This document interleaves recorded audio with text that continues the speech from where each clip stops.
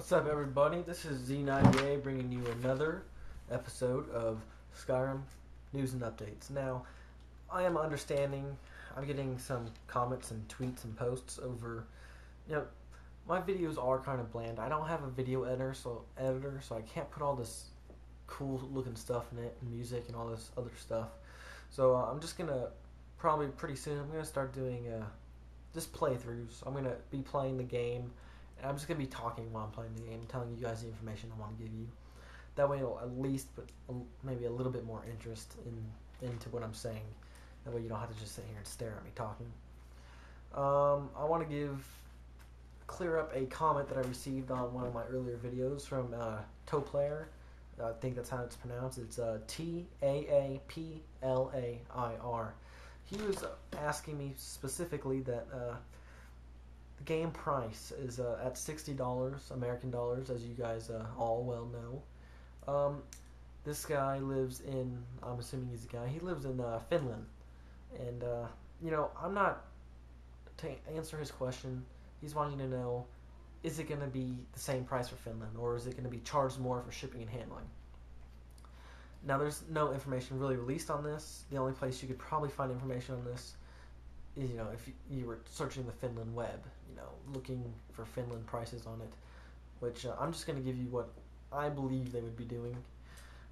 Whatever your Finland dollar is, I don't know how it's equivalated to American dollars, but it's probably going to be about the same price. The only reason why I would think it would be more is if you ordered from some U.S. Shipping facility, so they ship it from the United States, then you might be paying more for it, for shipping and handling, if it's being shipped to your door. Otherwise, just, buy it from some game store in Finland. That I'm sure they have video game stores and stuff like that. I'm not sure if they have GameStops per se, but if they do, then the factories will be shipping the games to the game stores, and you'll be buying them at the game stores for the same price. So it shouldn't be going up more just because you're buying it in a different country, because that'd be kind of stupid. I want to touch up on your health and magic bars. They're not like Oblivion. Oblivion, your health bar was constantly over in this area. It was just here with your magic bar on top. I think it was probably in this corner, but anyways, it was just stacked up. Fatigue, health, magic, stuff like that. It was just stacked on top of each other, always there, never could go away. In Skyrim, they're wanting to make it to where it's got less HUD, so the compass bar will be at the top middle screen. So far they've got it to where it's always there, just for direction. Now, say you got full health, and you're just walking around for a while with full health. Your health bar will not be popping up. It'll pop up the second you get damaged, and what it'll do is until you're fully healed, it'll stay on the screen. But once you're fully healed for a little while, it'll disappear again. Same with Magicka. Once you use it, it'll pop up. Once it's full for a little bit, then it goes away. Same with fatigue also. So your fatigue will probably always be on the screen, because it's pretty hard to play with your fatigue completely topped up. You can't be jumping or sprinting. I'm not sure if sprinting will be taking fatigue, because there's now a sprint button. In Oblivion, it was generic. Everybody, if you push the analog stick all the way forward, your guy was basically sprinting, running. There's a button for it now for you to sprint. So that may drain fatigue. I'm not sure. They haven't said whether it's going to or not. But I also want to jump into relationships. Now, relationships are confirmed. They did not say types of relationships. So people are jumping up saying, finally, Elder Scrolls game where you can get married. I've been waiting for this. No, they did not confirm that you can get married or have a girlfriend, or that there is any sort of sexual encounter. That is not confirmed. So what's confirmed is relationships. Relationships can be anywhere from partners to marriage, like that, and it could also just be friendship. Friendship is a type of relationship. It could just be friendship. We don't know. They're not going into it. They just confirmed that there are relationships.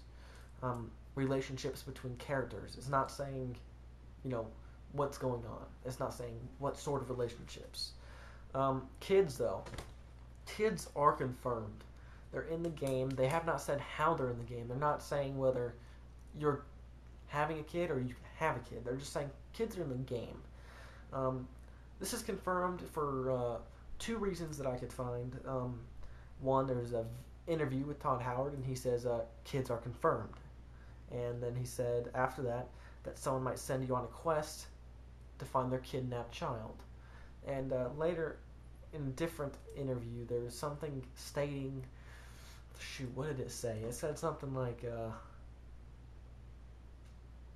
oh, forget it. If I think about it, I'll get back to you guys with it. But I wanted, before, because I don't have as much in this video, so I just want to tell you guys about Bethesda.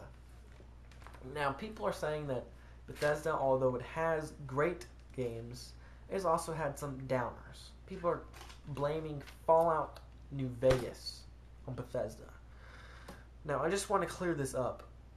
Fallout New Vegas was not produced by Bethesda. Now, is what happened was people from Obsidian Entertainment, they had a pretty good deal in Fallout 3, helping set it up, coming up with ideas for helping Bethesda with that. So Bethesda decided that when Obsidian wanted to come out with Fallout New Vegas, they decided that they will promote it for them. They will promote it and ship it out. So that is what happened. You cannot blame Bethesda for Fallout 3 New Vegas. Not Fallout 3 New Vegas, but just Fallout New Vegas.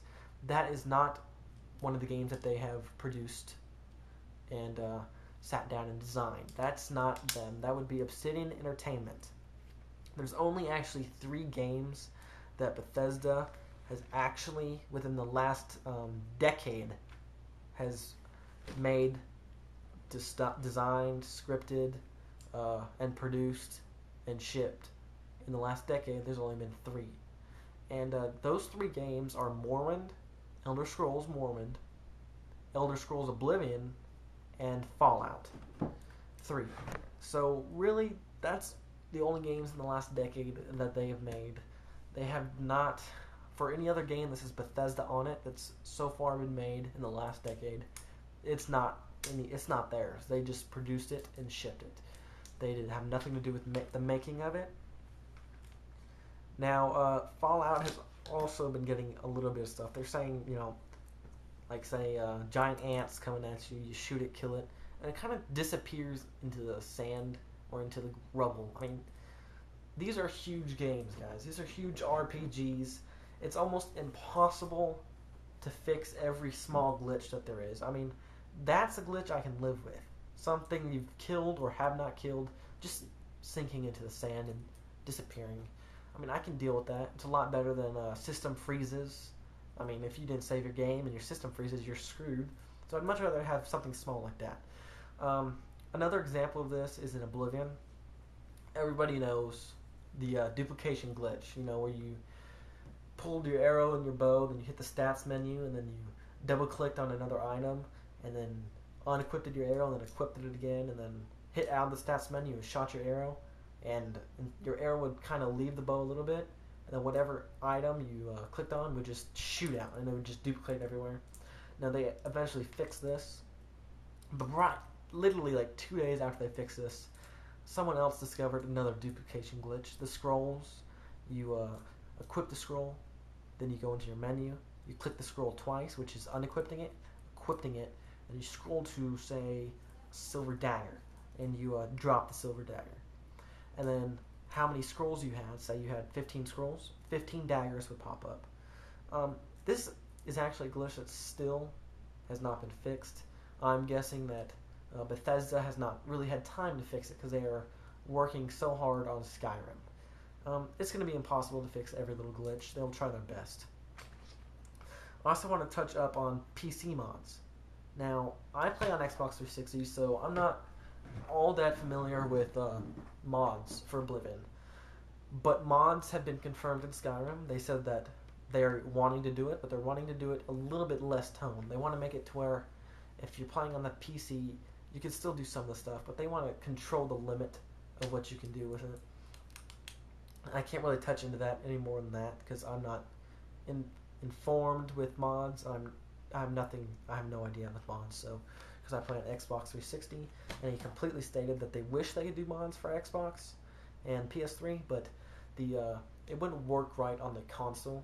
He said that you can actually take a certain piece of your computer out and somehow hook it up to your Xbox and run the mods through like that, but it would be a hassle, and you could temporarily screw up your console and have to ship it into Microsoft to get it fixed. So that's something I wouldn't risk trying with my console. I want to get on to DLC. Downloadable content, guys. It has been confirmed. They are saying so far that they are wanting to do DLC. That is most likely that they are doing DLC. They are very excited. They know that there's so much more they can do with the game that they won't be able to do by the time it's released, that they can put in DLC. Now, is what we're talking about here is DLC will be basically is what they're saying available after the main quest. So after you finish the main quest, about the amount of time it would take to do the main quest. So give it 2 months, 2 or 3 months. When most people have just played through it, they'll release it. Now, it's not really downloadable content. If you remember in Fallout 3, there is like thousands of downloadable contents for the game that you could get released over time. They just had tons and tons. They do not want to do that. They do not want to have a large amount of downloadable contents. So what they're wanting to do instead is making them bigger.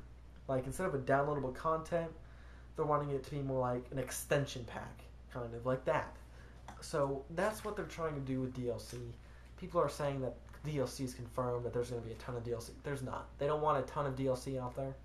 They want it more to be like an extension pack, to where you get a whole lot more stuff, makes them be able to develop more and throw more details into it, and give it to you, and then it'll take you time to play through that while they're working on the next one. Face paint for character reconstruction has been confirmed.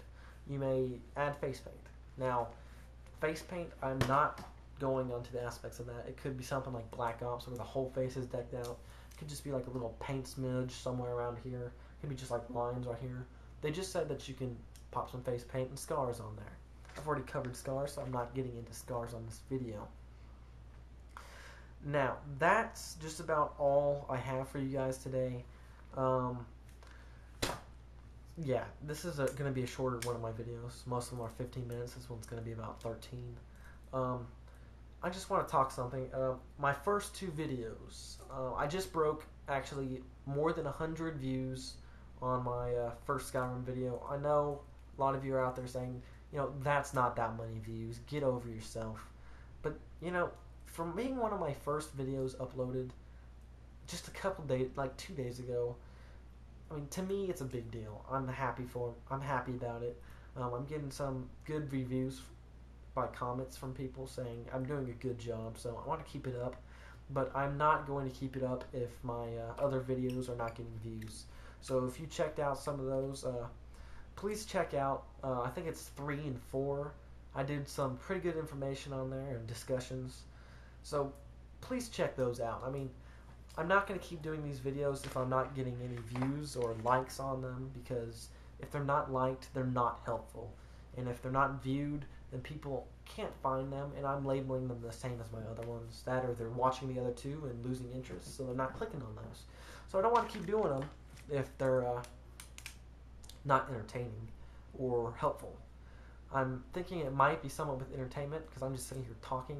That is why, as I said earlier, I'm going to be doing playthroughs, or try to get some playthroughs in. I'm probably going to be doing Oblivion, because I do not want to be doing Call of Duty playthroughs throughout a Skyrim video, because you cannot compare the 2. They're 2 completely different games. One's an RPG, and one's a strict, just a shooter. You can't compare them. I'm not going to say which is better, because I enjoy both. I pre-ordered both. I want to talk about prices. You know what? This is going to be a 15-minute video. I have 30 seconds. Prices, people are saying that this is outrageous. $60 for a pre-ordered game. Get on GameStop, guys. Every game that's coming out soon is all $60. So get over yourselves. This is Z98. I am out of time. I will hit you guys up with another video coming up soon. This is Z98 out.